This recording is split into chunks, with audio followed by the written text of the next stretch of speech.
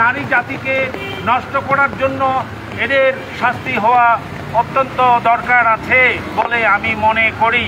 তাই সবাই আপনারা আসুন, একসাথে একতাবদ্ধ হয়ে এ সমাজ এবং জাতির জন্য আমরা অন্ততপক্ষে দাঁড়িয়ে প্রতিবাদ করি।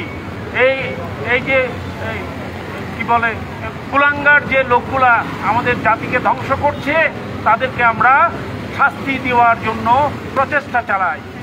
এই যে বৃষ্টি বিঘ্নিত যে অবস্থায় আমরা কাঠের নিয়ে ভিজে ভিজে যারা আজকে এই অন্যায়ের বিরুদ্ধে রুখে দাঁড়িয়েছেন, যারা আজকে এখানে বিভিন্ন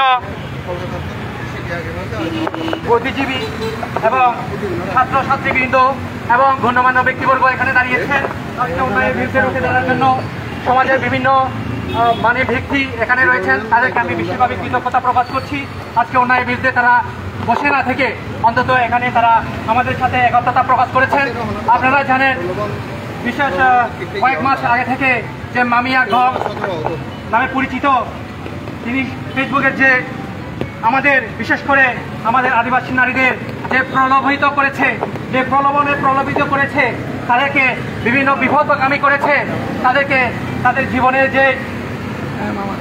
যে উচ্ছৃঙ্খলতা দিকে ধাবিত করেছে, তারই পরিপ্রেক্ষিতে আজকে তিনি যে জাতির বিরুদ্ধে বিভিন্নভাবে উচ্ছৃঙ্খলতা দেখিয়েছে, বিভিন্ন ধরত্ব দেখিয়েছে, সে এমন কিছু কথা বলেছে, এমন কিছু স্ল্যাং ল্যাঙ্গুয়েজ ইউজ করেছে যাতে আমরা জাতিতে তিনি যে একজন আমাদের চাকমা জাতি হিসেবে আমরা খুবই লজ্জিত এবং বিব্রত বোধ করেছি। কারণ তার যে ভাষা তিনি ব্যবহার করেছেন সেটা অত্যন্ত লজ্জাজনক এবং খুব নিম্ন অরুচি সম্পন্ন তিনি ভাষা ব্যবহার করেছেন। উলঙ্গভাবে তিনি আমাদের জাতিতে উপস্থাপন করেছেন। কাজে আমি আজকে এখান থেকে আমি তাকে শিক্ষা জানাই, তার সেই কুকর্মের জন্য সে ধরা পড়েছে।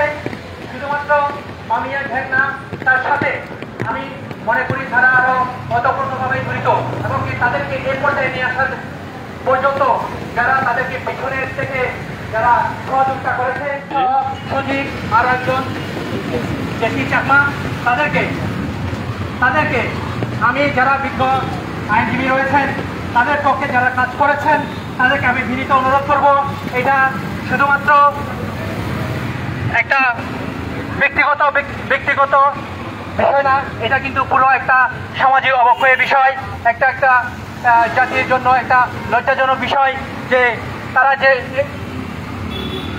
অন্যায় করে যাচ্ছে, তারা যে অন্যায় করেও দিন দিন পার পেয়ে যাচ্ছে।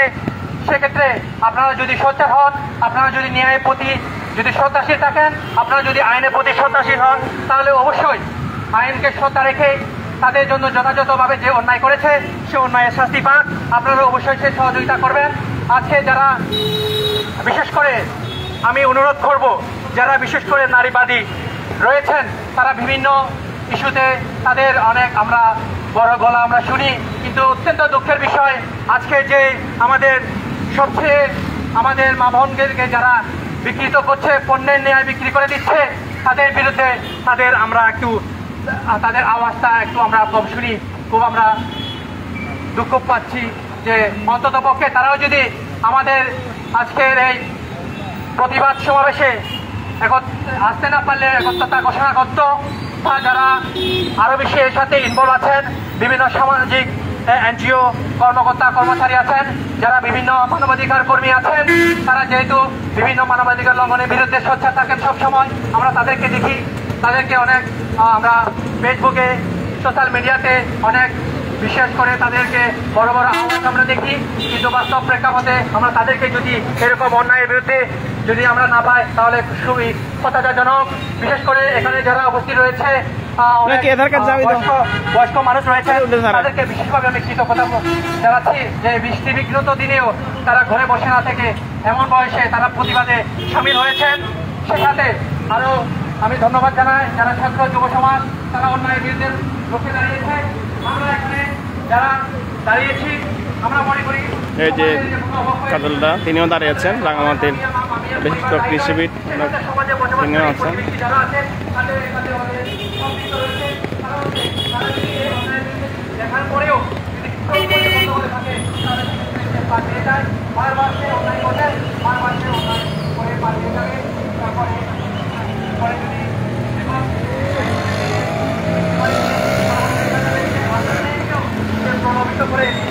করে দিবে, তখন সেক্ষেত্রে আপনারা কোথায় যাবেন?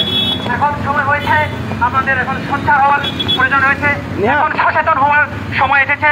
আমাদের আর চুপ করে বসে থাকার কোনো নাই। আমাদের এখন জোর গলায় জোর প্রতিবাদ করতে হবে যে অন্যায়ের বিরুদ্ধে।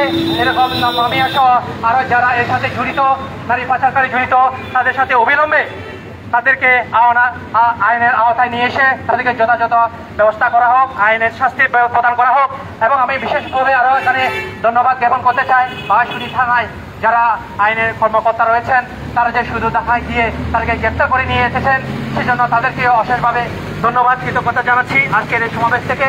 তো আমি আরও জোরালোভাবে আহ্বান করব যারা সুশীল সমাজ রয়েছেন, এখানে যারা গণ্যমান্য ব্যক্তি রয়েছেন, যারা সমাজের জন্য ভালো কিছু চিন্তা করেন, যারা সমাজের মঙ্গল চান, তাদেরকে আমি উদাত্ত আহ্বান করব আপনাদের এই অন্যায়ের বিরুদ্ধে আপনাদের জোর প্রতিবাদে আপনারা সামিল হন। যতক্ষণ না পর্যন্ত এই যে পাচারকারীরা তারা যথোপযুক্ত শাস্তি না পায়, ততক্ষণ পর্যন্ত আমরা রাজপথে থেকে অন্যায়ের বিরুদ্ধে আমরা আমাদের প্রতিবাদ করে যাব।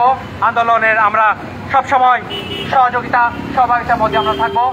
আমরা রাজপথে আজকে নেমেছি, তারা নারী মা বোনদের আজকে বিকৃত করা হচ্ছে, দিয়ে বিভিন্ন প্রলোভন দেখিয়ে তাদের বিরুদ্ধে রুখে দাঁড়াচ্ছি আমরা। আপনারাও সচেতন হন, সুশীল সমাজ এগিয়ে আসুন। আধুনিক যুগে এসেও যদি আমরা সচেতন না হই, তাহলে আমরা কখন সচেতন হব? আপনাদের কাছে আমার প্রশ্ন থেকে যায়। এই যে মামিয়া বারবার ফেসবুক লাইভে এসে উড়িতে পুরো জাতিকে অশ্লীলতার সাথে তুলে ধরেছেন, সেটা ক্ষমার অযোগ্য। কারণ একজন জাতি কখনো একজন নারী পাচারকারী কখনো ওদের কোনো জাত নেই। আসলে আমার এখানে থাকার কথা নয়, আমি অবসর জীবন যাপন করছি, আমার থাকার কথা নাতি নাতিদের নিয়ে বাসায়, কিন্তু আমি বিবেকের কারণায় আজকে এখানে উপস্থিত হয়েছি লজ্জার জন্য। বলে কেন লজ্জা? এই যে মাফিয়ারা যারা নারী পাচার করছে, তারা যে নিকৃষ্ট ভাষায় অশ্লীল ভাষাগুলো আমি জানি না, ফেসবুক লাইভে কোনোদিন পুরোটা আমি দেখিনি, তারা যে অশ্লীল ভাষা ব্যবহার করে একটা জাতিসত্তার বিরুদ্ধে, আমি আসলে সত্যি সেই জন্য লজ্জিত। লজ্জার কারণে এবং মানবিক দায়িত্ববোধের কারণে আজকে আমি রাস্তায় দাঁড়িয়েছি। যে মেয়েদেরকে চিনে নিয়ে তারা বিক্রি করতেছে, সবাই মানবেতর জীবনযাপন করছে, ওখানে অনেকেই ওই পতিতালয়ে আসে, তা আসতে পারতেছে, তারা পাসপোর্ট কেড়ে নেওয়া হয়েছে, তাদের বাসার ভাড়া নেই, তারা মানবেতর জীবনযাপন করছে। সেই দিক দিয়ে আমি মানবতার কারণে এখানে আজকে দাঁড়িয়েছি, নাহলে আমার অবসর জীবনে অবসরেই থাকার কথা। যাই হোক, বাঘাইছড়িতে ছোট্ট এক শিশু প্রজ্ঞা চাকমাকে তারা অপহরণ করে নিয়েছিল, চিটাগাং নিয়ে যাবে বলে, উচ্চ বেতনের চাকরি দেবে, ভালো জীবনযাপন দেবে, এই কথা বলে তারা উত্তরায় এক চাইনিজের বাসায় আটকে রেখেছিল সিনে পাচারের জন্য। সেই শিশু মেয়েটিকে উদ্ধার করা হয়েছে। সেই কেসে আজকে সজীব, মামিয়া এবং জেসি আমার পুলিশের হেফাজতে আছে, তারা আজকে আটক হয়েছে। যাই হোক, এখন শুরু হয়েছে, সামনে হয়তো আমরা উচিত বিচার হয়তো পাবো এদের বিরুদ্ধে। আমার মনে হয় এই মামিয়ারা এত অল্প শিক্ষিত এবং এত তারা নিচু পরিবার থেকে এসছে, নাহলে এত বৃষ্টি অশ্লীল ভাষা তারা ব্যবহার করতে পারতো না। সুতরাং আমি মনে করি তাদের দন আরও উপরে আছে। কাজে আমি পুলিশ বাহিনীর, আইন শৃঙ্খলা বাহিনীর যারা তদন্ত করতেছেন তাদেরকে অনুরোধ করব, তারা যেন এই মামলার আরও গভীরে যায়, গভীরে গিয়ে তদন্ত করে, তাহলে আসল দনটা বেরিয়ে আসবে। এরা শুধু সাইনবোর্ড, এরা শুধু বাজার করতেছে। আমার মনে হয় মামিয়ারা এত অল্প শিক্ষিত, তাদের এত পরিকল্পনা করা আমার মনে হয় না সম্ভব। তাদের আরও দন থাকতে পারে, তাদের ইনকোয়ারির স্বার্থে আরও গভীরে যাওয়া প্রয়োজন আছে বলে মনে করি।